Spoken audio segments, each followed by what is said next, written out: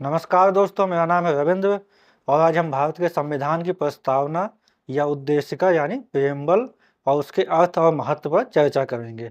भारत का संविधान देश का मूल कानून है, यानी इससे ऊपर कोई भी कानून नहीं होता, बल्कि देश के सभी कानूनों का स्रोत ही भारत का संविधान है।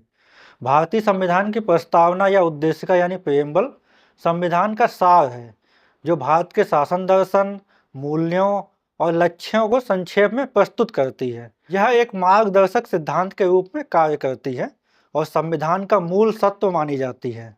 भारत के संविधान की प्रस्तावना इस प्रकार है कि हम भारत के लोग भारत को एक संपूर्ण प्रभुत्व संपन्न, समाजवादी, पंथनिरपेक्ष, लोकतंत्रात्मक गणराज्य बनाने के लिए और उसके समस्त नागरिकों को सामाजिक, आर्थिक और राजनीतिक न्याय, विचार, अभिव्यक्ति, विश्वास, धर्म और उपासना की स्वतंत्रता, प्रतिष्ठा और अवसर की समता प्राप्त कराने के लिए तथा उन सब में व्यक्ति की गरिमा और राष्ट्र की एकता और अखंडता सुनिश्चित करने वाली बंधुता बढ़ाने के लिए दृढ़ संकल्प होकर अपनी इस संविधान सभा में आज दिनांक 26 नवंबर सन 1949 ईस्वी मिति मार्गशीर्ष शुक्ल सप्तमी संवत 2006 विक्रमी को एतद द्वारा इस संविधान को अंगीकृत, अधिनियमित और आत्मर्पित करते हैं। अब हम संविधान की प्रस्तावना या उद्देशिका में इस्तेमाल किए हुए शब्दों और वाक्यों के अर्थ समझते हैं। संविधान की प्रस्तावना में सबसे पहले आता है हम भारत के लोग, यानी we the people of India. यह वाक्यांश बताता है कि भारत यानी इंडिया के संविधान का केंद्र देश की जनता है। इस तरह यह संविधान की जन केंद्रित प्रकृति को दर्शाता है। भारत के लोग से तात्पर्य देश के सभी नागरिकों से है, जो जाति, धर्म, लिंग या किसी अन्य भेदभाव से परे हैं। यह लोकतंत्र की आधारशिला है, जो यह स्थापित करता है कि संविधान का निर्माण जनता द्वारा किया गया है और इसकी स्वीकृति भी जनता द्वारा ही दी गई है। यह जनता की सर्वोच्चता को रेखांकित करता है, यानी यह बताता है कि देश में अंतिम रूप से सत्ता देश की जनता के पास ही है। इसीलिए एक निश्चित समय के बाद चुनावों द्वारा देश की जनता से शासन करने की सहमति लेना अनिवार्य होता है। यह भारत के लोकतांत्रिक चरित्र को मजबूत करता है, क्योंकि यह बताता है कि सत्ता का स्रोत जनता यानी लोग हैं। यह संविधान को एक सामूहिक इच्छा का दस्तावेज बनाता है। भारत को एक यानी इंडिया इनटू ए, भारत की एकता पर बल देता है। भारत एक ऐसा राष्ट्र है जो अपनी सांस्कृतिक, धार्मिक, भाषाई और क्षेत्रीय विविधता के बावजूद एकजुट है। भारत की ऐतिहासिक और भौगोलिक जटिलताओं को देखते हुए यह वाक्यांश एक राष्ट्रीय पहचान को स्थापित करता है। यह भारत की संघीय संरचना में एकता को प्राथमिकता देता है, जो विविधता में एकता यानी यूनिटी इन डाइवर्सिटी का प्रतीक है। संपूर्ण प्रभुत्व संपन्न यानी सोवरेन का अर्थ है कि भारत एक स्वतंत्र राष्ट्र है, जो अपनी अंदरूनी और बाहरी नीतियों को खुद तय करता है और किसी विदेशी ताकत के अधीन नहीं है। भारत ने 15 अगस्त 1947 में अंग्रेजी शासन से स्वतंत्रता यानी आज़ादी हासिल की। यह शब्द उस स्वतंत्रता को औपचारिक रूप से व्यक्त करता है। यह भारत की संप्रभुता यानी सोवरेनिटी और आत्मनिर्णय के अधिकार को स्थापित करता है। यह देश की विदेश नीति और राष्ट्रीय सुरक्षा को आधार प्रदान करता है। समाजवादी यानी सोशलिस्ट का इस्तेमाल समाजवाद के संदर्भ में किया गया है। हालांकि समाजवाद की कोई निश्चित परिभाषा नहीं है। संविधान में इसका मतलब सामाजिक और आर्थिक समानता को बढ़ावा देने से है। यह संसाधनों के उचित वितरण, धन की असमानता को कम करने और समाज के कमजोर वर्गों की उन्नति और कल्याण पर केंद्रित है। यह शब्द सन 1976 में संविधान में किए गए 42वें संविधान संशोधन द्वारा जोड़ा गया, जो भारत के समाजवादी दृष्टिकोण को स्पष्ट करता है। भारत का समाजवाद मिश्रित अर्थव्यवस्था पर आधारित है, जहां निजी और सार्वजनिक क्षेत्र सह अस्तित्व में हैं, यानी साथ साथ योगदान देते हैं। यह संविधान के नीति निर्देशक तत्वों को बल देता है, जो सामाजिक कल्याण और समानता को प्राथमिकता देते हैं। यह सामाजिक न्याय के लक्ष्य को रेखांकित करता है। पंथ निरपेक्ष यानी सेकुलर शब्द का इस्तेमाल पंथ निरपेक्षता के संदर्भ में किया गया है। यह शब्द भी सन 1976 में संविधान में 42वें संविधान संशोधन द्वारा जोड़ा गया था। पंथ निरपेक्षता की धारणा संविधान में प्रयुक्त विश्वास, धर्म और उपासना की स्वतंत्रता की पदावली में पहले से ही अंतर्निहित थी। प्रस्तुत संशोधन द्वारा उसे स्पष्ट कर दिया गया था। भारत की धार्मिक विविधता को देखते हुए यह शब्द सामाजिक सौहार्द और धार्मिक स्वतंत्रता को सुनिश्चित करता है। पंथ निरपेक्ष राज्य का मतलब ऐसे राज्य से है जो किसी विशेष धर्म को राज धर्म यानी राज्य के धर्म के रूप में मान्यता नहीं देता है, बल्कि सभी धर्मों के साथ समान व्यवहार करता है और उन्हें समान संरक्षण प्रदान करता है। धर्म को मानने, आचरण करने तथा प्रचार करने में प्रत्येक व्यक्ति स्वतंत्र है। पंथ निरपेक्षता का तात्पर्य सकारात्मक अर्थ है, जिसके अनुसार सभी धर्मों का सामान्य ज्ञान होना चाहिए, उनके प्रति आदर का भाव होना चाहिए और उनके प्रति आपस में आदर की भावना का बीज पैदा करना चाहिए।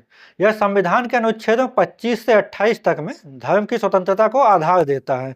यह भारत को एक समावेशी राष्ट्र के रूप में स्थापित करता है, जहां पंथ, धर्म और संप्रदाय के आधार पर कोई भेदभाव नहीं होता है। लोकतंत्रात्मक यानी डेमोक्रेटिक का अर्थ है कि भारत की सरकार की शक्ति का स्रोत भारत की जनता यानी भारत के लोग हैं। लोकतंत्र यानी डेमोक्रेसी एक ऐसी शासन प्रणाली है जहां सत्ता जनता के हाथ में होती है। यह जनता द्वारा चुने हुए प्रतिनिधियों के माध्यम से शासन, पारदर्शिता और जवाबदेही सुनिश्चित करती है। लोकतंत्रात्मक सरकार जनता के लिए तथा जनता द्वारा चुनी हुई सरकार होती है। जनता द्वारा चुने हुए प्रतिनिधि देश का शासन चलाते हैं। वे जनता के प्रति जिम्मेदार होते हैं। निश्चित समय, सामान्य रूप से 5 साल के बाद जनता को अपने प्रतिनिधियों को चुनने का मौका मिलता है। भारत ने एक संसदीय लोकतंत्र को अपनाया है, जहां नियमित चुनाव, स्वतंत्र न्यायपालिका और मौलिक अधिकार लोकतंत्र के स्तंभ हैं। यह नागरिकों की भागीदारी और समानता को बढ़ावा देता है। यह संविधान के विभिन्न प्रावधानों जैसे मतदान का अधिकार यानी वोट का अधिकार अनुच्छेद 326 और मौलिक अधिकार को आधार देता है। गणराज्य यानी रिपब्लिक का अर्थ है कि राष्ट्र का प्रमुख वंशानुगत नहीं यानी राजा की तरह जन्म से ही नहीं, बल्कि जनता द्वारा चुना गया व्यक्ति होता है। भारत ने 26 जनवरी 1950 को गणतंत्र की स्थापना की, जब संविधान लागू हुआ। यह ब्रिटिश राजशाही से पूरी तरह अलग होने का प्रतीक था। यह भारत की लोकतांत्रिक संरचना को पूर्ण करता है और यह सुनिश्चित करता है कि शासन का उच्चतम पद भी जनता की इच्छा से निर्धारित होता है तथा किसी को भी यह पद राजा या रानी की तरह जन्म के कारण ही हासिल नहीं होता है। सामाजिक, आर्थिक और राजनीतिक न्याय यानी social, economic and political justice में 3 तरह के न्याय की बात की गई है, जो किसी भी मनुष्य को इज्जत से जीवन जीने के लिए जरूरी होते हैं। सामाजिक न्याय यानी सोशल जस्टिस का अर्थ है कि समाज में सभी व्यक्तियों को जाति, धर्म, लिंग और अन्य आधारों पर भेदभाव के बिना समान अवसर और अधिकार। इसके द्वारा भारत में ऐतिहासिक असमानताएं जैसे छुआछूत और सामाजिक भेदभाव को समाप्त करने का लक्ष्य हासिल करने का उद्देश्य है। यह संविधान के अनुच्छेद 15 भेदभाव का निषेध और अनुच्छेद 17 अस्पृश्यता यानी छुआछूत का उन्मूलन जैसे प्रावधानों को आधार देता है। आर्थिक न्याय यानी इकोनॉमिक जस्टिस का अर्थ है धन और संसाधनों की असमानता को कम करना, ताकि सभी को जीवन की मूलभूत आवश्यकताएं उपलब्ध हों। भारत में गरीबी और आर्थिक असमानता को देखते हुए यह कल्याणकारी राज्य की अवधारणा को बढ़ावा देता है। यह नीति निर्देशक तत्वों जैसे अनुच्छेद 39 संसाधनों का उचित वितरण को लागू करने का आधार है। राजनीतिक न्याय यानी पॉलिटिकल जस्टिस का अर्थ है सभी नागरिकों को शासन में समान भागीदारी और मतदान यानी वोट का अधिकार। यह भारत के सभी 18 साल से ज़्यादा उम्र के नागरिकों को वोट का अधिकार प्रदान करता है। यह अनुच्छेद 326 वयस्क मताधिकार और लोकतांत्रिक प्रक्रियाओं को सुनिश्चित करता है। विचार, अभिव्यक्ति, विश्वास, धर्म और उपासना की स्वतंत्रता यानी liberty of thought, expression, belief, faith and worship के द्वारा लोगों को कुछ अति आवश्यक स्वतंत्रताओं का प्रावधान किया गया है। विचार की स्वतंत्रता यानी लिबर्टी ऑफ थॉट का अर्थ है स्वतंत्र रूप से सोचने और अपने दृष्टिकोण को विकसित करने का अधिकार। यह बौद्धिक स्वतंत्रता और व्यक्तिगत विकास को बढ़ावा देता है। अभिव्यक्ति की स्वतंत्रता यानी लिबर्टी ऑफ एक्सप्रेशन का अर्थ है अपने विचारों को बोलने, लिखने या अन्य माध्यमों से व्यक्त करने की स्वतंत्रता। यह प्रेस की स्वतंत्रता और अभिव्यक्ति की स्वतंत्रता अनुच्छेद 19 का आधार है। यह लोकतंत्र में जनता की आवाज़ को सुनिश्चित करता है और जनता द्वारा अपनी पसंद और नापसंद को बिना किसी डर के कानूनी दायरे में व्यक्त करने का अधिकार देता है। विश्वास की स्वतंत्रता यानी लिबर्टी ऑफ बिलीफ का अर्थ है किसी भी विश्वास, विचारधारा या दर्शन यानी फिलॉसफी को अपनाने की स्वतंत्रता। यह व्यक्तिगत स्वतंत्रता और विविधता को सम्मान देता है। इसी के साथ यह किसी भी विशेष विश्वास, विचारधारा या धर्म को मानने की बाध्यता या दबाव से भी आज़ादी देता है। यानी कोई भी किसी पर किसी विशेष विचारधारा, विश्वास या दर्शन को मानने का दबाव नहीं डाल सकता। धर्म की स्वतंत्रता यानी लिबर्टी ऑफ फेथ का अर्थ है किसी भी धर्म को मानने, अभ्यास करने या ना मानने का अधिकार। भारत की धार्मिक विविधता को देखते हुए यह महत्वपूर्ण है। यह अनुच्छेदों 25 से 28 धर्म की स्वतंत्रता का आधार है। उपासना की स्वतंत्रता यानी लिबर्टी ऑफ वर्शिप का अर्थ है धार्मिक अनुष्ठान, पूजा या प्रार्थना करने की स्वतंत्रता यानी आज़ादी। यह धार्मिक स्वतंत्रता को और गहराई देता है।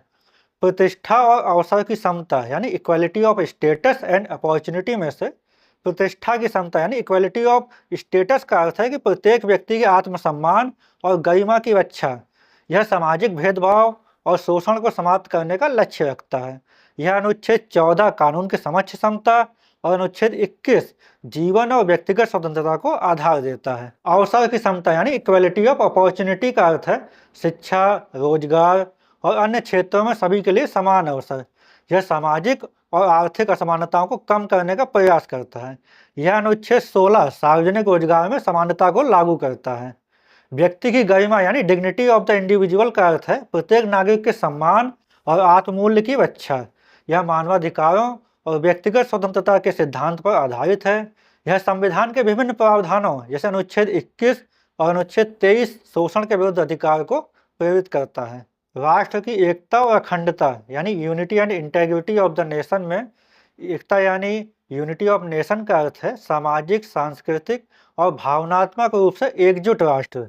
यह भारत की विविधता को एक सूत्र में बांधने का लक्ष्य दिखाता है।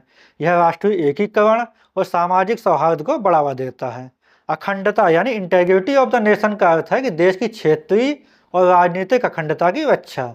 यह शब्द 42वें संविधान संशोधन सन 1976 द्वारा जोड़ा गया जो अलगाववादी ताकतों के खिलाफ भारतीय एकता को मजबूत करता है।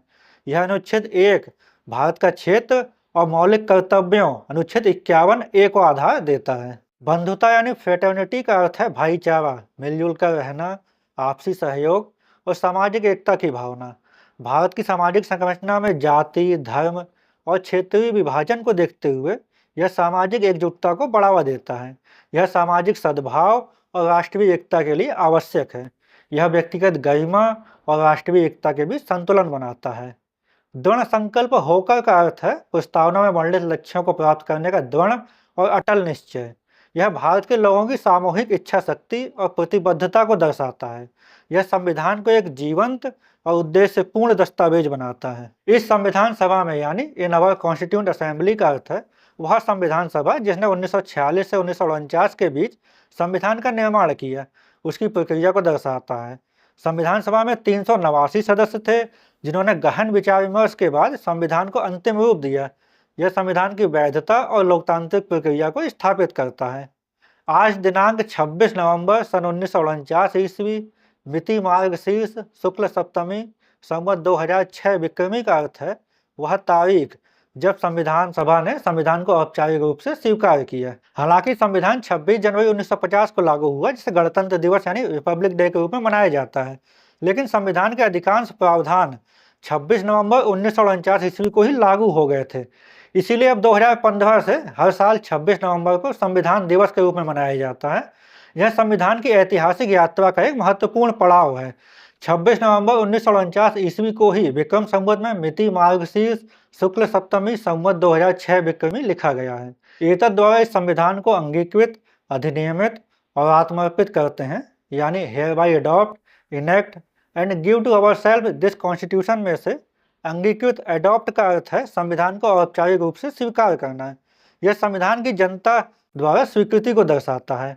अधिनियमित यानी इनेक्ट का अर्थ है संविधान को कानूनी रूप देना और इसे लागू करने योग्य बनाना। यह संविधान को एक बाध्यकारी कानूनी दस्तावेज बनाता है। आत्मर्पित यानी गिव टू अवरसेल्फ का अर्थ है संविधान को भारत की जनता को समर्पित करना। यह संविधान को जनता का दस्तावेज बनाता है जो उनके लिए और उनके द्वारा है। इस तरह प्रस्तावना या उद्देशिका का अर्थ समझने के बाद हम प्रस्तावना की कानूनी स्थिति के बारे में समझते हैं। वास्तव में प्रस्तावना संविधान का हिस्सा है, लेकिन यह स्वयं में कोई कानूनी अधिकार या कर्तव्य प्रदान नहीं करती। हालांकि यह संविधान की व्याख्या में महत्वपूर्ण भूमिका निभाती है। सुप्रीम कोर्ट ने कहा कि प्रस्तावना संविधान के मूल ढांचे यानी बेसिक स्ट्रक्चर का हिस्सा है और इसे बदला नहीं जा सकता। लेकिन संसद द्वारा संविधान के मूल ढांचे को बदले बिना प्रस्तावना में संशोधन किए जा सकते हैं, जिस तरह सन 1976 में किए गए 42वें संविधान संशोधन द्वारा किया गया और प्रस्तावना में समाजवादी, पंथनिरपेक्ष आदि शब्दों को जोड़ा गया था। प्रस्तावना भारत को एक समावेशी, न्यायपूर्ण और एकजुट राष्ट्र के रूप में परिभाषित करती है। यह व्यक्तिगत स्वतंत्रता और सामूहिक एकता के बीच संतुलन बनाती है। यह संविधान के नीति निर्देशक तत्वों और मौलिक अधिकारों का आधार है। प्रस्तावना भारतीय संविधान का दर्पण है, जो इसके उद्देश्यों, मूल्यों और दृष्टिकोण को संक्षेप में प्रस्तुत करती है। यह एक प्रेरणादायक दस्तावेज है जो भारत के लोगों को न्याय, स्वतंत्रता, समता और बंधुता के आदर्शों की ओर ले जाता है।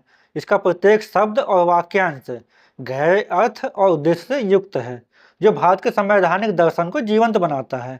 आज हम अपने पड़ोसी देशों को देखते हैं तो पाते हैं कि पाकिस्तान कभी भी खुद के बनाए संविधान पर नहीं चल पाया और उसका संविधान इतना खोखला और कमजोर था कि वहाँ कई बार सैनिक तानाशाहियाँ आ चुकी हैं और कई बार नए नए संविधान बन चुके हैं। आज पाकिस्तान को एक असफल देश के रूप में देखा जाता है। बांग्लादेश में भी यही हालत रही है। वहाँ भी कई बार बांग्लादेश के संविधान को रौंद कर सैनिक तानाशाहियाँ लागू हो चुकी हैं और वर्तमान में भी वहाँ पर एक कठपुतली सरकार है। नेपाल का संविधान इस तरह बना है कि वहाँ पर कोई भी चुनी हुई सरकार अपना कार्यकाल ही पूरा नहीं कर सकी है। राजशाही खत्म होने के 17 सालों में ही वहाँ पर 11 प्रधानमंत्री बन चुके हैं, जिनमें से कोई भी अपना कार्यकाल पूरा नहीं कर सका है। म्यांमार यानी बर्मा में भी अक्सर सैनिक तानाशाही रहती है, जो वर्तमान में भी है। चीन में एक ही पार्टी की तानाशाही सरकार है और श्रीलंका का इतिहास भी संविधान के उल्लंघन का रहा है। जबकि भारत का संविधान इतना सफल रहा है कि इसने भारत में प्रभावी रूप से सामाजिक परिवर्तन, आर्थिक विकास और राजनीतिक प्रगति की है। यह डॉक्टर भीमराव अम्बेडकर के कठिन परिश्रम और संविधान सभा के योगदान का परिणाम है, जो भारत निरंतर विकास की ऊंचाइयों को छू रहा है। तो दोस्तों, वीडियो अच्छी लगी हो तो वीडियो को लाइक करिए, कमेंट करिए और फिलोसोफर रवि चैनल को सब्सक्राइब करिए। मिलते हैं एक नए वीडियो में एक नए विचार के साथ। धन्यवाद, नमस्कार।